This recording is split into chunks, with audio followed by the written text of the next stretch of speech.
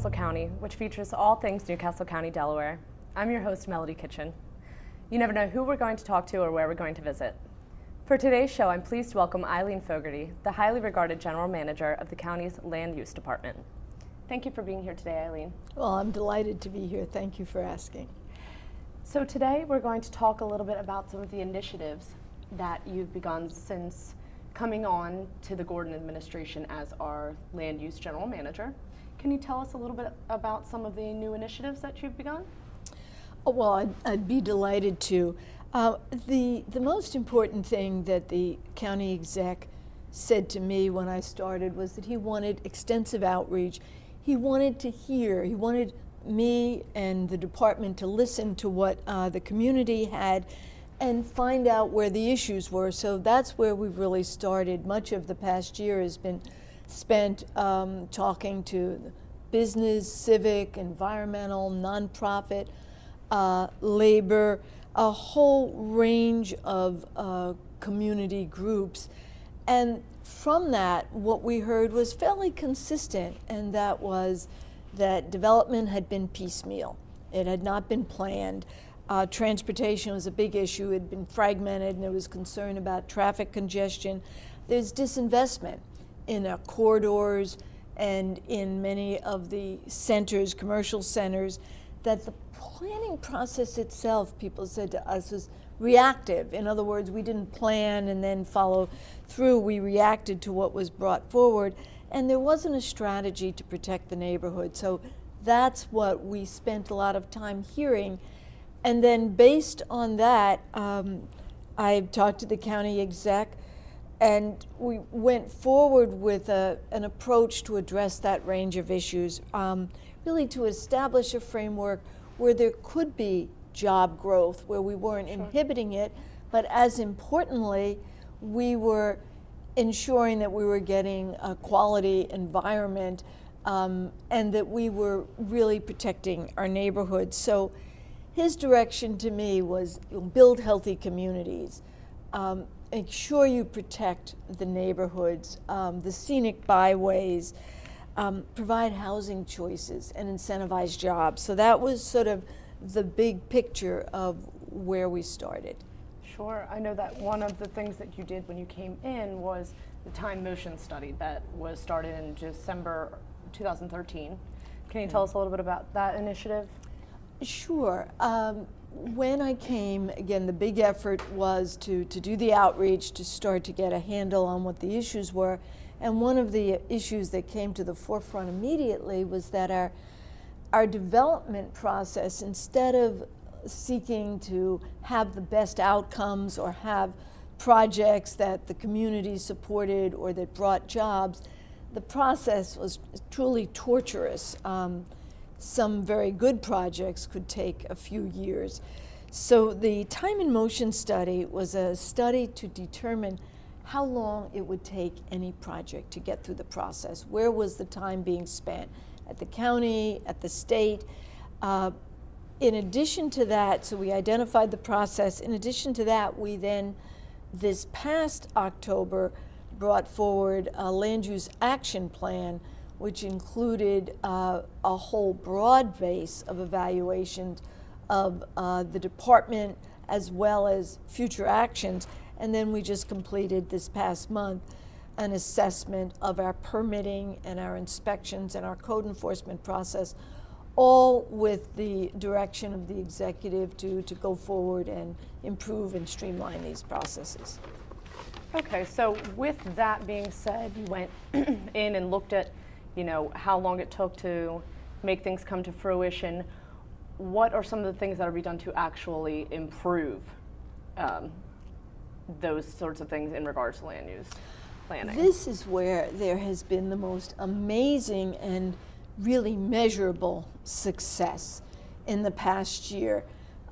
The process, of course, is one aspect, getting the process shorter, getting it more predictable. That's very important for investors. But what has been important for the community, and it's turned out ultimately for investors, is to make sure that we in Newcastle County are getting outcomes. We're getting projects that the community wants, that are high quality, that we are not getting the bottom of the barrel strip center that wouldn't go in New Jersey or wouldn't go in Pennsylvania. So what we have seen, because we've said, this is what we hear from the community, this is what we expect, what we have seen, and it's really been amazing. We have seen projects initially come in that were very weak, minimal buffers, no amenities. Now, the discretionary projects, which require planning board and council approval, come in with public benefits. They come in with high quality architecture. A big emphasis we have made is, how does this fit into the community? What's the context? And as importantly, we are getting early input from the community on projects. So we have just seen an amazing improvement with the types of projects that enhance rather than detract. Okay, and I know that strengthening and planning vibrant communities, you said, was a major initiative of the executive when you came on. What sort of particular things are you doing to build a vibrant community?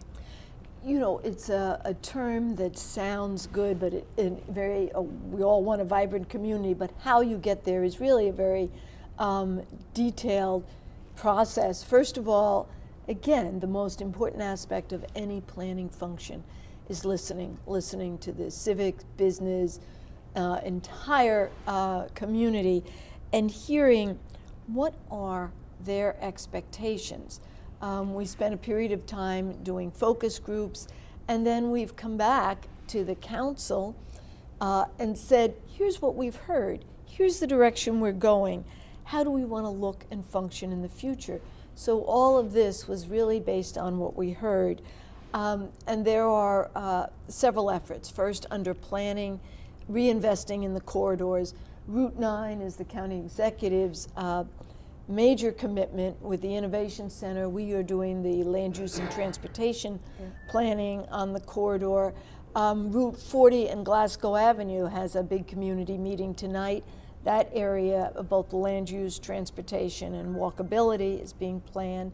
Route 141, we have just started, and there'll be a lot of outreach for that area. The Tri-State Mall in North Claymont, an entire North Claymont area, is being evaluated because there's a tremendous amount of economic opportunity there. And then moving into more bucolic areas, we've just finished land use and standards recommendations for the Greenville area. We're looking right now at red clay. We've got a study underway, and there's some community outreach 2 weeks ago on that. And then we have a whole range of farm preservation efforts that have gone forward. We have some new plans, Pike Creek, the Newark Route 273 corridor, which is going to start, and then in the fall, Concord Pike, and then neighborhood conservation.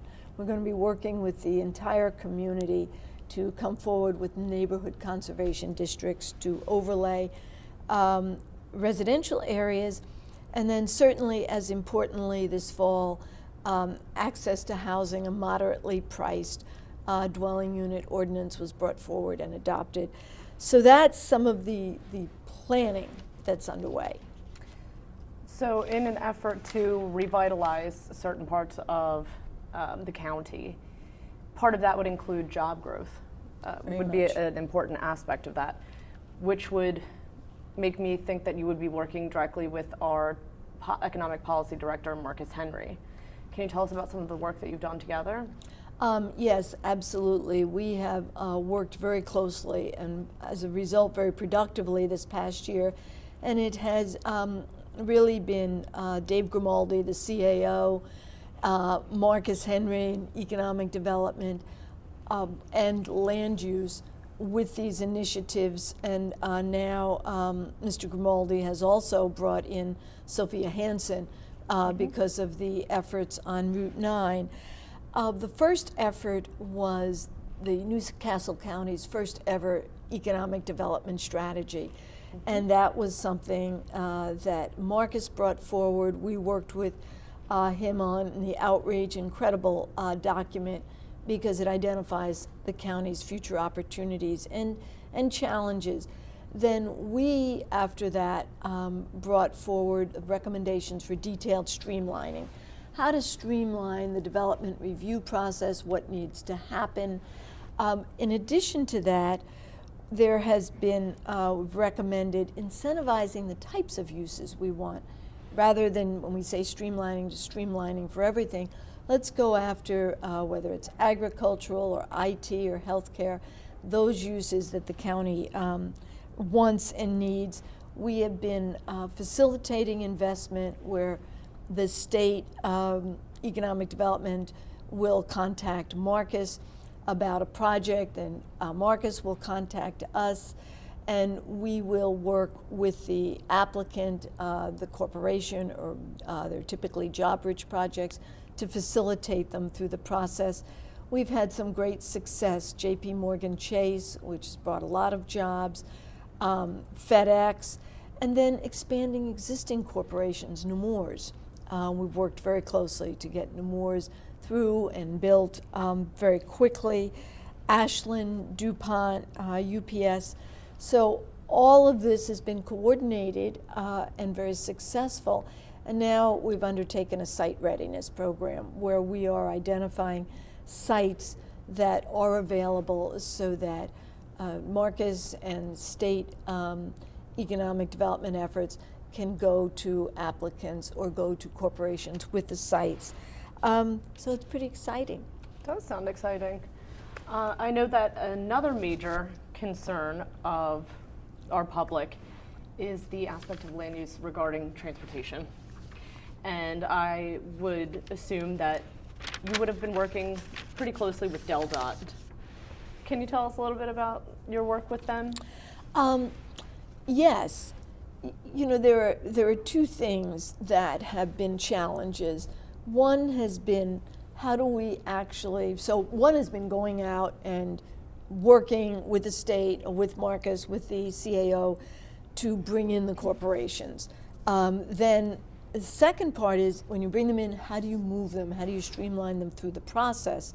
And that there have been major changes put in place in streamlining in terms of identifying issues very early, having committees with the state and the county together, facilitating the projects and getting input from the community early. So that has been taking place. The biggest issue really has been working with DelDOT and the transportation issues. The process historically was very linear. What we've done, and DelDOT has been exceedingly collaborative in this effort, so I don't want to say it's really Newcastle County and DelDOT, has been to integrate their process and our process. So at the very beginning, when a project comes forward, we bring DelDOT in rather than waiting several months down the line. We try and identify those issues early on. DelDOT works with the county and applicants in terms of solving the issues. This has actually, this concurrency of process on large projects like the JP Morgan Chase has taken about 1.5 years out of the process. So we've had a great partnership with DelDOT. Well, it sounds like you've made a lot of progress. Yes. Now, you mentioned before that one of your major initiatives was taking, you know, a weak reactive process, planning and review process, and trying to make it strategically driven so that it can be streamlined. Can you tell us some of the details that would help streamline a process like that? Well, of course, the details involve restructuring the function. We've just finished, as I mentioned, a study that we've looked at development review. Now we've looked at permitting, licensing, so that there is a very clean handoff between the functions. There are a whole variety of things that are being put in place to actually help homeowners and customers. For the large projects, it's the facilitation, it's the concurrency with DelDOT. For smaller individual projects, it's taking place right now where we've putting in place courtesy inspections. We've brought in a whole new approach to customer service so that people who've never been to the county before have someone to help them through the process. Sure, I know that that's got to be a relief Yeah. for a lot of people. So at this point, we're going to take a short break, and when we come back, we'll discuss the Unified Development Code Great. a little bit. All right, thank you, Thank Eileen. you. You're watching Spotlight on Newcastle County with Melody Kitchen. This is Tony Prado, Director of Communications. And if you have an idea for Spotlight, please send me an email at amprado@nccde.org. Once again, thank you for watching. Okay, we're back with Land Use General Manager Eileen Fogarty. Thank you for coming in today, Eileen. Again, my pleasure. Now, it's interesting to note that your efforts to improve the Land Use Department include a transformation from having a weak and reactive process to a more predictive process, something that can improve our planning and review. Now, in a way, it's similar to the predictive policing that our Newcastle County Police Department has recently put into effect. Can you tell us a little bit about how they might parallel? It's very similar, and it really goes back to the direction that I received when I came from the county exec.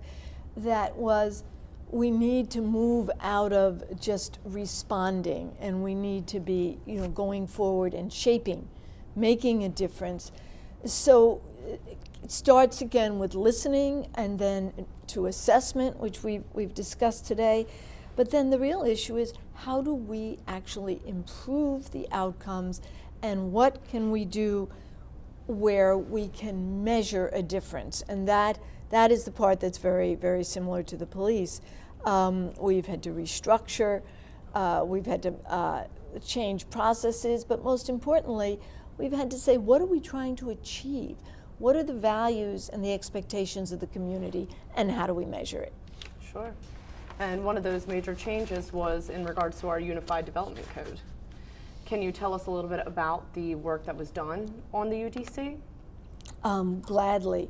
The Unified Development Code is the county's zoning code for all of Newcastle County, and there has been a lot of discussion in all sectors of the community with all stakeholders about wanting a code that, rather than simply looks at the minimum of our expectations, let's regulate to make sure we get a certain bare minimum, one that incentivizes what the community would like, that it incentivizes job-rich employment, it incentivizes healthy communities, it incentivizes adding value to communities with new development. So that's been the larger concept. The process itself is one that's been collaborative. We've spent a lot of time this past year listening to a whole variety of stakeholders, and there's a whole range of interest. On the one hand, you have the business community, which would like to see greater certainty.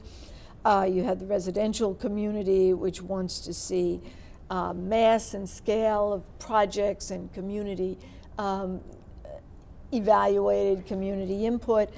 So as we bring it all together, the end of this month, the end of March, we're going to be having focus groups where we'll be making an outreach to civic, business, labor, all of the stakeholders in Newcastle County, as we start now to come forward with the direction we've been given. So essentially you're building a balance between, Yes. between the developers and the residents here in Newcastle County. And hopefully a consensus. We've tried to be very, very careful in listening to everyone, identifying what everyone has said, and what we'll first go back with are, here are the principles we heard. Do you agree? Is this the direction we should be going? And we've spent a lot of time with council on that as well. Absolutely.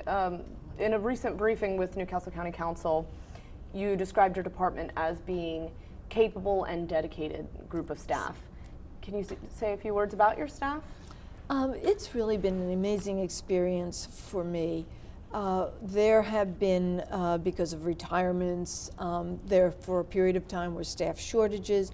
The economy started to get stronger. There was a workload increase in terms of volume, but most importantly, everything we've talked about has increased the scope of what the staff has had to do, including meeting with the community, design review.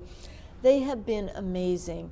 They have not only risen to the occasion, but you can see the complete excitement in the staff of being able to make a difference in Newcastle County. So it's been a real pleasure. That's great to hear. While we're speaking of County Council, can you talk to us a little bit about your belief in keeping the legislative branch briefed on what's happening in our land use department and the efforts that are being made? You know, if you look at county government, there's a partnership. You have the county executive, Absolutely. who I work directly for and who sets a vision. County council are the legislators, and it is absolutely critical that they not only understand, but that they help to shape the future. We do a lot of briefings at the Land Use Committee. We've done some at the Economic Development Committee. And where council has been amazing is that they're not interested in being passive. They want to be part of setting a direction, shaping a future, and then making sure it happens by introducing legislation with the type of projects they approve, and then ultimately with their involvement in the code. So I think it's been very much a partnership, and it's been a real pleasure. Now, I'm going to put you on the spotlight for a moment. County Executive Gordon has said that you've forgotten more about land use than most of us will ever know. And I know that he's extremely grateful to have you and regards you very highly. Now, can you tell us a little bit about his confidence in your ability to turn around the land use department here? Well, those are very humbling comments. Thank you, and I thank him. It's been an incredible opportunity for me to work for him. He has been not just supportive, he's helped to set a direction with everything that transpires. He always wants to make sure, have we talked to everybody? Do you have what you need? Are we going forward? So it's really been a real pleasure to work to implement what is his vision. And in what you see in the progress is because we've got a great administration. I mean, the CAO has been very supportive of us. We've talked about council. I've talked about this amazing staff I have, but as well other departments, whether it's law or special services, in code enforcement, the police, economic development, and then all of the agencies like procurement, finance, personnel. This is what's made it happen. So it's just been a real pleasure for me to see this amazing amount of progress in such a short time. Yeah, I'd have to say I agree with you wholeheartedly. Lastly, this is a pretty basic question, can you just tell us why having strong neighborhoods and communities is attractive to businesses and for commerce? You know, it's a very interesting fact. There have been a lot of studies on this. The quality of the residential community drives the quality of the investment. And if you think about it, if you're a corporation, are you going to invest in an area where you don't have desirable communities to live in, where you have no services? You're not going to. And so in any strong, whether it's a city or a county, you start with the residential communities. You enhance them, you strengthen them, you protect them, and out of that, you move to your corridors, your commercial areas, and you bring in your investment. Well, thank you, Eileen. That should just about do it for today. Is there anything else that you'd like to add before we wrap up? No, it's, well, I say yes, that it's just been a great pleasure. And in addition to the county exec, the council, the community, business, civic, the entire community has been a real pleasure to work with. Well, thank you very much, Eileen, and I wish you nothing but the best on all of your initiatives. Thank you. Well, that wraps up this edition of Spotlight on Newcastle County. I hope you enjoyed today's show. Please keep it tuned to NCC TV, your premier source for local news and content in Northern Delaware. For all of NCC TV crew, this is Melody Kitchen. Thank you for watching. Take care.